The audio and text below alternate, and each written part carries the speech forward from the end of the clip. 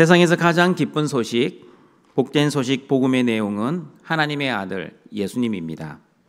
복음의 내용이 예수님이라면 복음의 정의는 예수님이 나의 주와 그리스도가 되신다는 것입니다. 예수님이 나의 주인 되시기에 저와 여러분은 주인 되신 예수님께 해야 할 의무가 있습니다. 첫 번째 의무는 삶의 목적을 바꾸어야 합니다. 내 성공과 내 행복, 나의 욕심과 본능대로 살지 않고 오직 예수님이 이루신 하나님 나라, 하나님의 뜻, 하나님의 영광을 위해 살아야 합니다. 두 번째 의무는 내가 선과 악을 판단하지 않고 나의 주인 되신 예수님이 모든 선과 악을 판단하셔야 합니다. 세 번째 의무는 주인 되신 예수님을 전적으로 의지하는 믿음으로 살아야 합니다. 지금 나의 현실은 나의 주인 되신 예수님의 주권 아래 허용된 것임을 믿고 믿음으로 어떠한 현실이라도 넉넉히 이겨내야 합니다. 그리고 주인 되신 예수님은 저와 여러분에게 하실 책임이 있습니다. 주인 되신 예수님은 저와 여러분을 창조하셨고 때를 따라 공급해 주시고 이 땅에서 천국의 삶을 살다가 죽어서도 천국까지 인도해 주실 것입니다. 그리고 여러 가지 현실의 고난 속에서도 저와 여러분을 세밀하게 보호해 주시고 세상에 살고 있으나 세상과 동화되지 않고 세상과 구별된 사람으로 살아갈 수 있도록 거룩한 사람으로 만들어 가십니다. 오늘은 복음의 정의 두 번째, 예수님은 나의 그리스도가 되신다는 세상에서 가장 기쁜 소식에 대해 하나님의 말씀을 듣고자 합니다. 여러분, 김신수 목사, 김신수는 이름입니다. 목사는 직분입니다. 마찬가지입니다. 예수 그리스도, 예수는 이름입니다. 그리스도는 직분입니다. 그리스도는 헬라어 크리스토스입니다. 기름 부음을 받은 자라는 뜻입니다. 히브리어는 마시아흐입니다. 기름 부음을 받은 자, 메시아라는 뜻입니다. 구원자 메시아, 그리스도는 직분입니다. 어떤 직분인지 웨스트민스터 대교리 문답 42문은 이렇게 말씀합니다. 같이 읽어봅니다. 우리의 중보자를 그리스도라 하는 것은 그분이 성령으로 한량없이 기름 부음을 받으심으로 성별되시고 모든 권세와 능력을 충만히 부여받으심으로 자기의 낮아지심과 높아지심의 상태에서 동시에 자기의 교회를 위한 선지자와 제사장과 왕의 직분을 수행하시기 때문입니다. 구약에서 선지자, 제사장, 왕은 기름 부음을 받은 직분자들이었습니다. 선지자, 제사장, 왕은 임명을 받을 때 머리에 기름을 부어 임명을 받았습니다. 그러나 예수님은 성령으로 기름 부음을 받으셨습니다. 그리고 교회를 위한 선지자, 제사장, 왕의 직분을 감당하셨습니다. 그리스도께서 어떻게 제사장직을 수행하셨는지 웨스트민스터 대교리 문답 43문은 이렇게 말씀합니다. 같이 읽어봅니다. 그리스도께서는 자기 백성의 죄를 위한 화목 제물이 되시려고 자기를 흠없는 희생 제물로 하나님께 단번에 드리시고 자기 백성을 위하여 끊임없이 중보하심으로 제사장직을 수행하십니다. 저와 여러분의 대제사장 되신 예수님은 저와 여러분을 위해 중보해 주심으로 제사장 직분을 감당하십니다. 그리고 예수님은 저와 여러분의 죄를 용서해 주시기 위해 직접 화목 제물이 되셨습니다. 히브리서 9장 28절을 보시면 그리스도께서 사람의 죄를 담당하시려고 십자가에서 단번에 희생 제물이 되셨다라고 말씀합니다. 같이 읽어봅니다.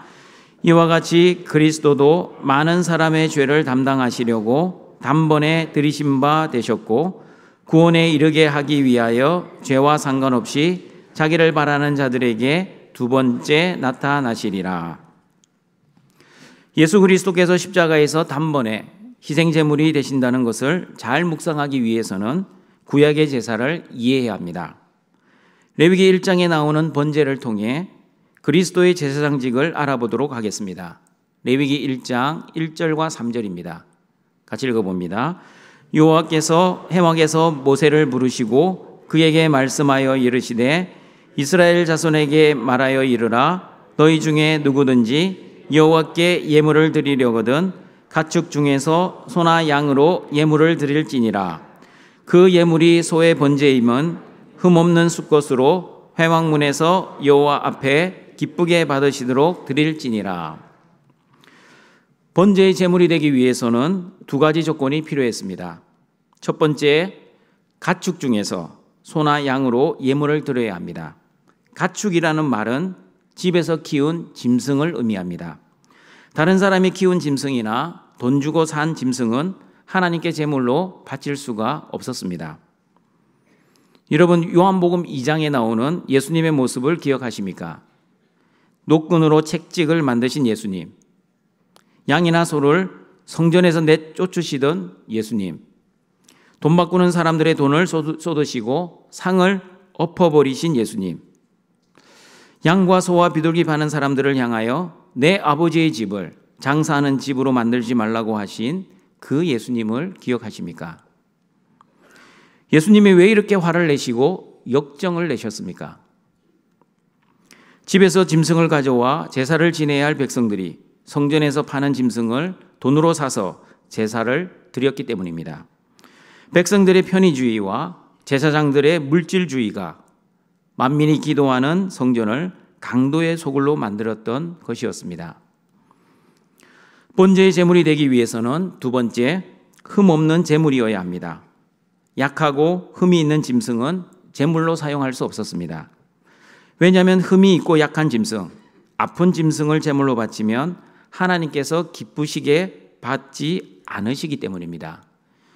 하나님이 기쁘시게 받으시는 제물이 되기 위해서는 집에서 키운 짐승들 중에서 가장 크고 가장 튼튼하고 가장 실한 짐승을 제물로 사용해야 합니다. 왜 하나님이 흠없는 짐승을 제물로 바칠 때 기뻐하시는지 레위기 1장 4절은 이렇게 말씀합니다. 같이 읽어봅니다. 그는 번제물의 머리에 안수할지니 그를 위하여 기쁘게 받으심이 되어 그를 위하여 속죄가 될 것이라.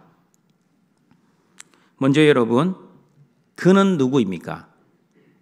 번제물의 머리에 안수하는 그는 누구입니까? 제사장입니까? 아니면 번제를 드리는 백성입니까? 답은 제사를 드리는 백성입니다. 제사장이 짐승의 머리에 안수하는 것이 아니라 제사를 드리는 그 사람, 짐승의 머리에 안수를 해야 합니다. 왜 안수를 해야 합니까? 레위기 1장 4절 다시 읽어봅니다. 같이 읽습니다. 그는 번제물의 머리에 안수할지니 그를 위하여 기쁘게 받으심이 되어 그를 위하여 속죄가 될 것이라. 안수를 하는 목적은 그를 위하여 속죄가 되기 때문입니다. 여러분, 다시 정리합니다. 번제 제사를 드릴 때 가장 먼저 집에서 키운 짐승 중에서 흠없는 제물을 고르는 것이 첫 번째 단계입니다. 두 번째는 흠없는 짐승을 회막문으로 끌고 와야 합니다. 아무 데서나 제사를 드릴 수 없었습니다. 반드시 회막문에서 번제를 드려야만 했습니다. 세 번째 단계는 안수입니다. 안수는 머리에 손을 살짝 얹는 것이 아니라 양손으로 짐승의 머리를 꾹 누르는 것입니다. 안수의 목적은 속죄입니다. 네 번째 단계는 흠없는 짐승을 죽여야 합니다. 레위기 1장 5절입니다. 같이 읽어봅니다. 그는 여호와 앞에서 그 수송아지를 잡을 것이요 아론의 자손 제사장들은 그 피를 가져다가 회막문 앞 제단 사방에 뿌릴 것이며. 수송아지를 잡는 그는 누구입니까? 제사장이 잡아줍니까? 아니면 안수했던 그 사람이 잡아야 합니까? 안수했던 그 사람이 잡아야 합니다. 다섯 번째 단계는 짐승의 가죽을 벗기고 각을 떠야 합니다. 레위기 1장 6절입니다. 같이 읽습니다. 그는 또 그 번제물의 가죽을 벗기고 각을 뜰 것이요. 가죽을 벗기는 것은 짐승의 피부를 살에서 분리하는 작업이고 각을 뜨는 것은 뼈의 마디마디를 분리하는 작업입니다. 그러면 번제물의 가죽을 벗기고 각을 뜨는 사람은 누구입니까? 역시 그입니다. 그는 제사장이 아니라 번제를 드리는 백성입니다. 그러면 여러분, 그는 남자입니까? 아니면 여자도 그입니까? 번제를 드리는 사람, 흠없는 제물을 고르고 안수를 하고 죽이고 그리고 가죽을 벗기고 각을 뜨는 사람은 남자만 할 수 있습니까? 아니면 여자도 해야 합니까? 레위기 1장 2절을 보시면 그 답을 알 수 있습니다. 같이 한번 읽어봅니다.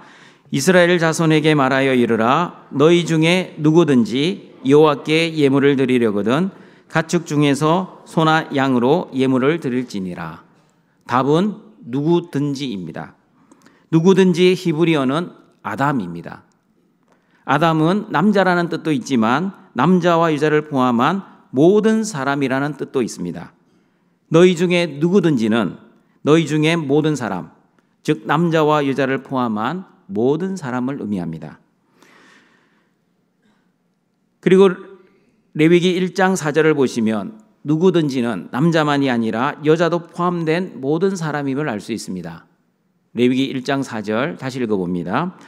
그는 번제물의 머리에 안수할지니 그를 위하여 기쁘게 받으심이 되어 그를 위하여 속죄가 될 것이라. 속죄를 위해 번제를 드리는 사람이 그입니다. 그러므로 그는 남자만이 아니라 여자를 포함한 모든 사람입니다. 등촌가족 여러분, 이렇게 생각하면 답이 쉽게 나옵니다. 남자만 죄를 짓습니까? 아니면 여자도 죄를 짓습니까? 여자는 있음을 먹고 천사처럼 살아갑니까? 그렇지 않습니다. 남자도 죄를 짓고 여자도 죄를 짓습니다. 속죄의 번제를 드려야 하는 사람은 죄를 지어 하나님께 용서를 구해야 하는 남자와 여자 모두가 속죄의 번제를 드려야 합니다. 그러므로 번제는 성년식이 끝난 만 13세 이상 모든 남자와 여자가 드려야 합니다. 자신의 죄를 용서받기 위해서는 자신이 직접 번제를 드려야 합니다. 남편이 아내의 죄를 위해 대신 번제를 드릴 수 없습니다.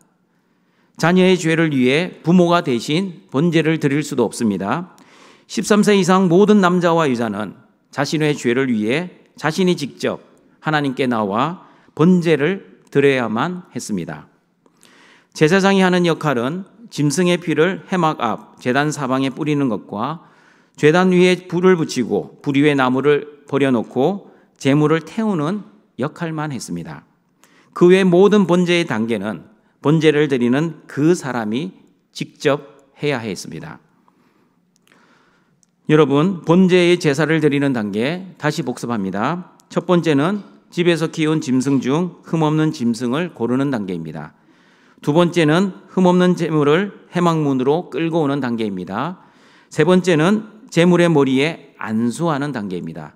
네 번째는 흠없는 짐승을 죽이는 단계입니다. 다섯 번째는 짐승의 피를 회막문 앞 제단 사방에 뿌리는 단계입니다. 여섯 번째는 가죽을 벗기고 각을 뜨는 단계입니다. 일곱 번째는 제단 위에 올려놓고 태우는 단계입니다. 그러면 여러분, 번제를 드리는 모습이 무슨 장면과 비슷하지 않습니까? 도축장에서 짐승을 잡는 과정과 너무나 흡사합니다.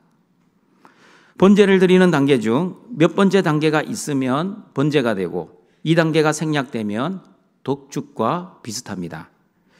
그러면 제사와 독축을 구별해 주는 단계는 몇 번째 단계입니까? 세 번째, 안수입니다.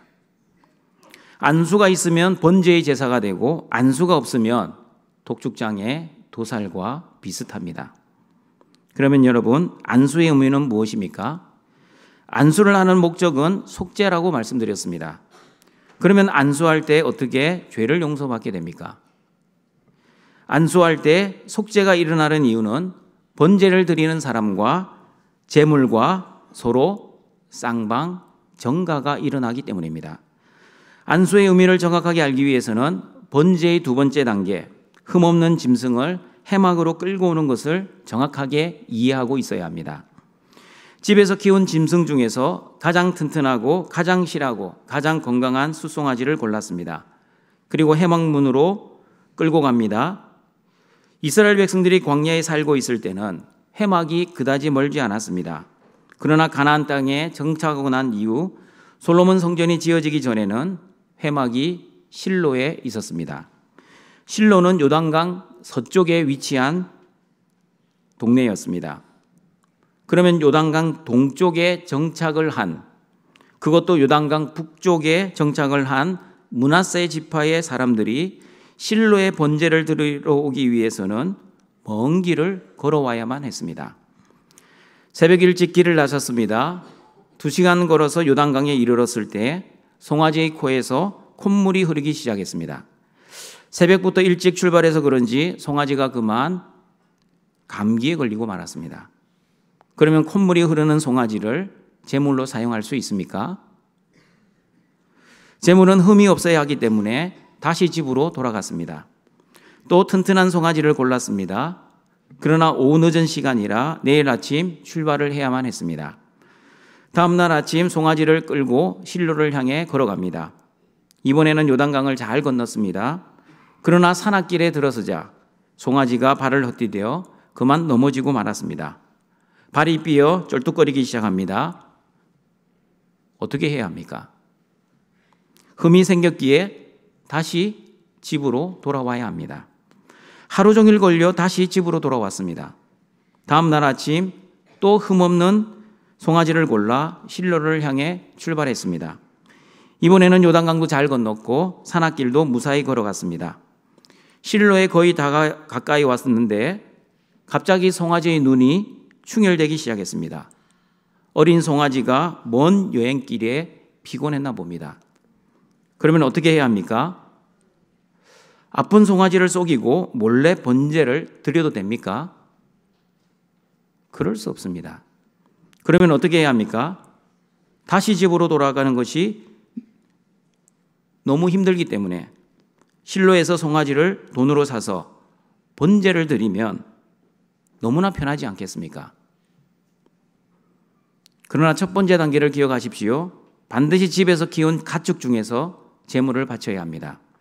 할 수 없이 다시 집으로 돌아와야만 했습니다.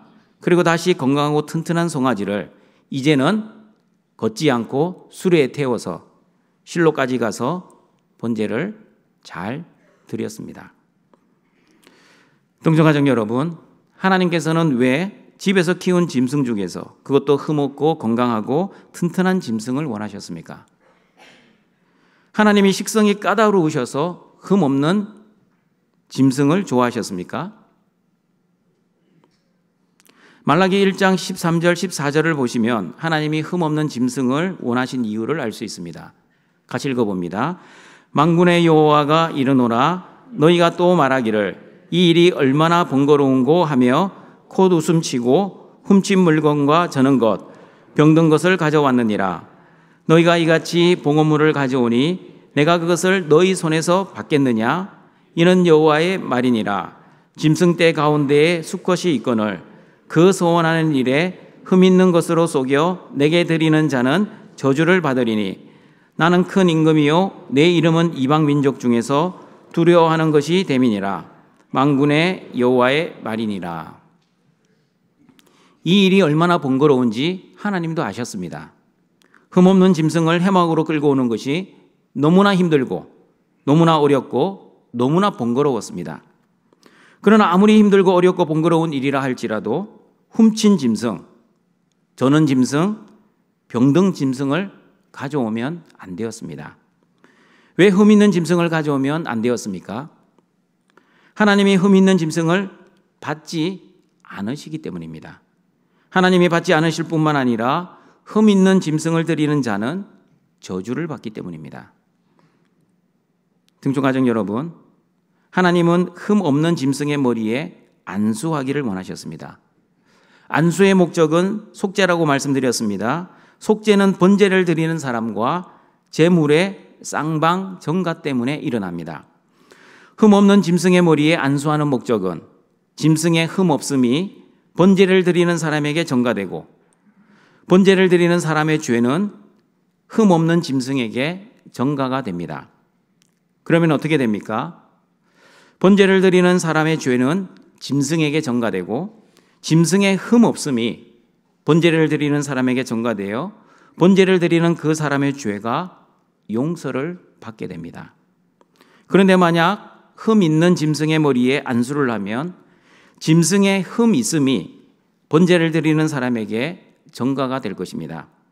그러면 속죄를 위해 드리는 번제의 목적에 맞지 않게 됩니다.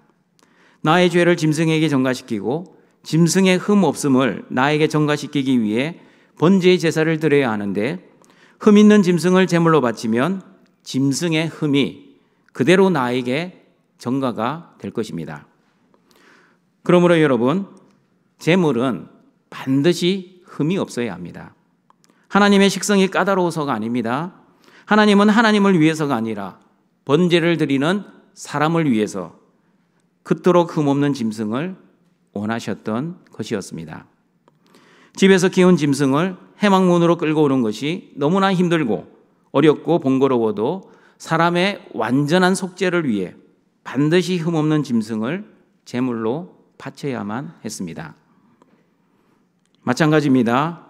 하나님은 저와 여러분의 죄의 용서를 위해 흠없는 사람을 찾으셨습니다. 아담과 하와의 자손 중 죄를 하나도 안 짓고 살아온 사람이 있나 하늘에서 살펴보셨습니다. 마음으로도 말로도 행동으로도 죄를 하나도 안 짓고 살아온 의인이 있으면 그 의인을 속죄의 제물로 사용하면 모든 사람의 죄 용서가 가능하였습니다. 그러나 안타깝게도 마음과 말과 행동으로 죄를 하나도 안 짓고 살아온 의인은 역사상 이 땅에 한 명도 없었습니다. 성경도 세상에 의인은 한 명도 없다고 로마서 3장 10절에서 말씀합니다. 같이 읽어봅니다. 기록된 바 의인은 없나니 하나도 없으며, 의인이 한 명도 없다는 말은 모든 사람은 죄를 지었다는 뜻입니다. 그러면 죄의 결과는 무엇입니까? 죄의 삭은 사망입니다. 로마서 5장 12절입니다. 같이 한번 읽어봅니다. 그러므로 죄로 말미암아 사망이 들어왔나니 이와 같이 모든 사람이 죄를 지었으므로 사망이 모든 사람에게 이르렀느니라. 죄를 지은 사람이 먼저 하나님께 하나님 저희들의 죄를 용서해 주십시오라고 먼저 용서를 구해야 정상 아닙니까? 그런데 죄인들은 자신이 죄인인 줄도 모르고 하나님을 찾지도 않고 선을 행하지도 않고 여전히 죄 가운데 살다가 죄 가운데 죽어갔습니다.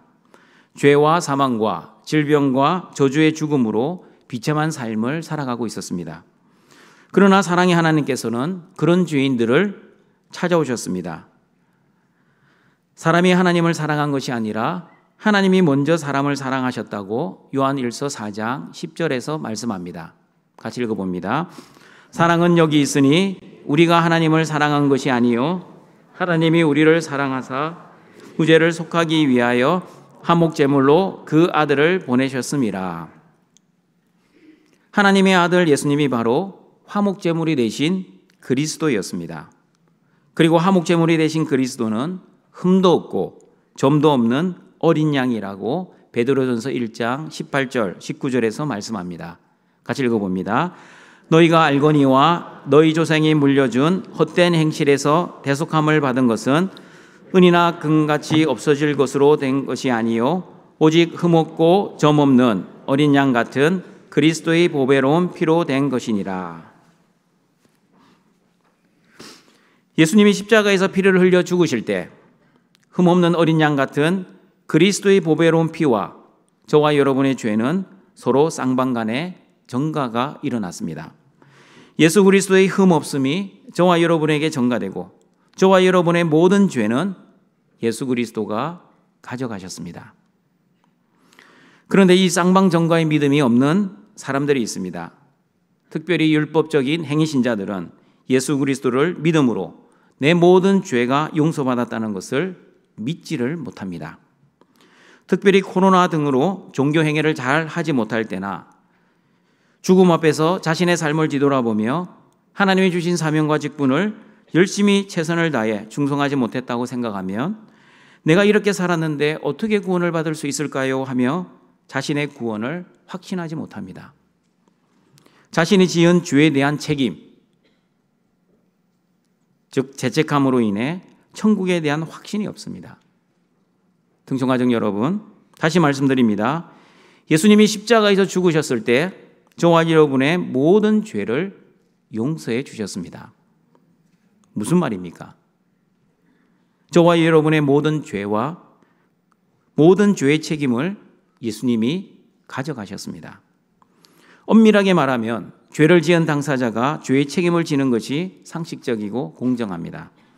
그러나 죄 없으신 예수님이 저와 여러분의 모든 죄의 책임을 지시고 십자가에서 피를 흘려 죽어주시고 부활하심으로 저와 여러분의 모든 죄의 책임을 가져가시고 예수님의 흠 없음을, 다시 말하면 예수 그리스도의 그 의를 저와 여러분에게 전가시켜 주셨습니다. 그러므로 저와 여러분이 구원받은 이유는 저와 여러분이 죄를 안 지어서가 아닙니다. 앞으로도 죄를 하나도 안 지을 것이기 때문도 아닙니다. 저와 여러분은 구원받은 하나님의 자녀임에도 불구하고 죄성이 남아있기 때문에 아마 죽을 때까지 죄를 짓고 살아갈 것입니다. 무슨 말입니까? 여전히 죄를 짓고 있고 앞으로도 죄를 지을 것이지만 저와 여러분이 아무리 죄를 짓고 살아도 그리스도 안에서 그리스도의 속죄의 피로 인해 구원을 이미 받은 것입니다. 그러므로 저와 여러분이 구원을 받은 근거는 내가 죄를 지었느냐, 죄를 안 지었느냐가 아닙니다. 사실 여러분, 천국에 가는 저와 여러분도 평생 죽을 때까지 죄를 지을 겁니다. 그리고 지옥에 가는 사람들도 평생 죄를 짓고 살아갈 것입니다. 겉으로만 보면 죄를 짓고 살아가는 것은 똑같습니다. 천국에 가는 사람도 죽을 때까지 죄 짓고 지옥에 가는 사람도 죽을 때까지 죄를 짓습니다. 그런데 어떻게 저와 여러분은 구원을 받았습니까? 어떻게 구원을 받았는지 에베소서 2장 8절은 이렇게 말씀합니다. 같이 읽어봅니다. 너희는 그 은혜에 의하여 믿음으로 말미암아 구원을 받았으니 이것은 너희에게서 난 것이 아니요 하나님의 선물이라. 죄를 안 짓고 살아가는 나의 행위가 아니라 전적인 하나님의 은혜로 인해 하나님이 주시는 믿음으로 인해 구원을 받았습니다. 내 힘과 내 능력과 내 결심과 노력이 아니라 전적인 하나님이 주시는 믿음의 선물로 예수님을 나의 주와 그리스도로 믿어 예수 그리스도 안에서 의인으로 여겨주시는 그 하나님의 은혜로 구원을 받았습니다. 내가 지은 죄의 책임을 예수님이 대신 가져가시고 예수 그리스도의 흠 없는 의를 나에게 시켜주셨기 때문에 나는 구원을 받았습니다. 그러므로 예수님을 그리스도로 믿는 저와 여러분은 율법적 행위 신자들처럼 자신의 부족한 삶의 행위와 그동안 지었던 죄로 인해 죄책감으로 힘들어할 필요가 없게 되었습니다. 로마서 8장 1절과 2절의 말씀처럼 모든 죄와 사망에서 해방된 하나님의 자녀로 살아갈 수 있게 되었습니다. 같이 한번 읽어보겠습니다. 그러므로 이제 그리스도 예수 안에 있는 자에게는 결코 정죄함이 없나니 이는 그리스도 예수 안에 있는 생명의 성령의 법이 죄와 사망의 법에서 너를 해방하였습니다. 그러나 등촌가족 여러분, 내가 그리스도 안에서 모든 죄에서 해방되었으니 그러면 내 마음대로 죄를 지어도 되겠네라고 방종하게 생각해서는 안 될 것입니다. 하나님의 전적인 은혜를 알면 절대 내 마음대로 내 뜻대로 죄를 지으며 살 수 없습니다. 어떻게 나 같은 죄인을 그리스도 안에서 구원해 주셨는데 내 뜻대로 죄를 지으며 살 수 있겠습니까? 여러분, 주인이 바뀌었습니다. 내가 주인이 아니라 예수님이 나의 주인이 되셨는데 어떻게 내 마음대로 내 뜻대로 죄를 지으며 살아갈 수 있겠습니까? 이렇게 자기가 주인되어 자기 마음대로 죄를 짓고 살아가는 사람은 하나님의 은혜를 전혀 모르는 사람입니다. 그러나 하나님의 은혜를 아는 사람은 내 힘과 내 능력으로 구원받은 것이 아니라 전적인 하나님의 은혜로 구원을 받았기에 나의 구원을 자랑하지 않습니다. 흠없는 어린 양 대신 그리스도의 보배로운 피 때문에 여전히 죄만 짓고 있는 죄인을 의인으로 여겨주시는 그 하나님의 은혜로 구원받았기에 함부로 살지도 않습니다. 하나님의 은혜 아래 사랑하는 은혜 신자들은 죄가 주장하지 못한다는 로마서 6장 14절, 15절의 말씀처럼 살아갈 것입니다. 같이 한번 읽어봅니다. 죄가 너희를 주장하지 못하리니 이는 너희가 법 아래에 있지 아니하고 은혜 아래에 있음이라. 그런즉 어찌하리요? 우리가 법 아래에 있지 아니하고 은혜 아래에 있으니 죄를 지으리요? 그럴 수 없느니라. 율법 아래 살아가는 행위신자들은 열심히 살아갈 때는 나는 하나님 앞에서 잘 살고 있다는 자부심을 가지고 살아갑니다. 그러나 열심히 살아가지 못할 때는 나는 하나님 앞에서 잘 살고 있지 못하니 하나님께 죄송한 마음, 미안한 마음을 가지고 살아갑니다. 이 죄송한 마음, 미안한 마음이 지속되면 구원의 확신조차 흔들리게 될 것입니다. 여러분, 내가 왜 죄송한 마음, 미안한 마음을 가집니까? 여전히 내가 주인 되어 살아가고 있기 때문입니다. 그러나 은혜를 아래에 살아가는 은혜 신자들은 나를 구원해 주신 하나님의 은혜를 알기에 죄를 짓지 않으려고 노력합니다. 내 힘과 내 결심과 내 노력으로는 죄를 이길 수 없다는 것을 알고 있습니다. 그러므로 하나님의 도우심을 구하며 죄와 피 흘리기까지 싸웁니다. 죄와 조금도 타협하지 않습니다. 그러나 은혜 신자들도 죄성을 가졌기에 죄를 하나도 안 짓고 살아가지는 못합니다. 때로는 죄를 지을 때가 있습니다. 그러나 죄가 은혜 신자의 삶을 주장하지는 못할 것입니다. 죄가 주장하면 죄를 즐기고 죄를 탐닉하고 그리고 죄를 추구하는 삶을 살아가게 될 것입니다. 그러나 은혜 신자들은 하나님의 은혜가 충만하기에 일시적으로 넘어지고 일시적으로 죄를 지어도 성령께서 회개의 영을 주셔서 회개하게 하시고 삶을 돌이키게 하시고 죄를 탐닉하지 않고 죄의 유혹을 넉넉히 이겨낼 수 있게 도와주실 것입니다. 그리스도 안에서 그리스도의 의를 전가받은 은혜 신자임을 감사하며 성령의 도우심으로 죄를 이겨내고 항상 하나님의 은혜 아래에서 살아갈 것입니다. 그리고 어떠한 죄를 지어도 은혜 신자들은 그리스도 예수 안에서 결코 정죄함이 없다는 것을 믿습니다. 그러므로 생명의 성령의 법이 죄와 사망의 법에서 해방하셨다는 것을 확신하며 죄책감을 가지지 않고 구원의 확신도 흔들리지 않습니다. 그러므로 동청가족 여러분, 복음의 두 번째 기쁜 소식, 예수님이 나의 그리스도가 되신다는 것은 그리스도의 선지자 직분으로 인해 흠없는 어린 양 되신 그리스도께서 속죄의 제물이 되어 저와 여러분의 모든 죄를 가져가시고, 다시 말하면 모든 죄를 용서해 주시고 모든 죄의 책임에서도 해방시켜 주셨습니다. 그리스도의 흠없는 의를 저와 여러분에게 전가시켜 주시고 저와 여러분의 모든 죄를 그리스도가 가져가셨다는 이 놀라운 복음의 소식에 늘 감사하시고 기뻐하시는 등촌의 가족들이 되시기를 바랍니다. 말씀을 정리하도록 하겠습니다. 예수님은 나의 주와 그리스도가 되십니다. 그리스도는 세 가지 직분이 있습니다. 제사장, 선지자, 왕의 직분입니다. 오늘은 그리스도의 제사장 직분에 대해 살펴보았습니다. 예수 그리스도는 저와 여러분의 제사장이 되시어 하나님과 저와 여러분을 중보해 주시고, 그리고 속죄의 제물이 되시어 저와 여러분을 모든 죄와 죄의 책임에서 구원해 주셨습니다. 흠없는 속죄의 제물이 되신 그리스도는 십자가에서 죽으시고 부활하셔서 그리스도의 흠없는 의를 저와 여러분에게 전가시켜 주셨고, 그리고 저와 여러분의 모든 죄와 모든 죄의 책임을 그리스도께서 가져가셨습니다. 그 결과로 저와 여러분은 죽을 때까지 죄를 지음에도 불구하고 그리스도의 흠없는 의를 전가받아 하나님의 자녀가 되어 천국 영생을 선물 받고 천국의 삶을 살아갈 수 있게 되었습니다. 그러므로 하나님의 전적인 십자가 은혜로 구원받은 은혜 신자는 하나님의 은혜 아래 살기에 하나님의 도우심으로 죄가 주장하지 못하는 삶을 살 수 있게 되었고, 성령의 도우심으로 죄와 타협하지 않고 죄와 싸워 승리할 수 있게 되었습니다. 어떠한 죄를 지어도 죄책감으로 구원의 확신도 흔들리지 않을 것입니다. 모든 등촌의 가족들도 예수님이 나의 그리스도가 되신다는 복음으로 나의 모든 죄를 용서받아 하나님의 자녀가 되었다는 것과 하나님의 은혜로만 살아 죄를 이기고 승리하여 하나님께만 영광을 돌리며 살아가시길 주님의 이름으로 축원합니다.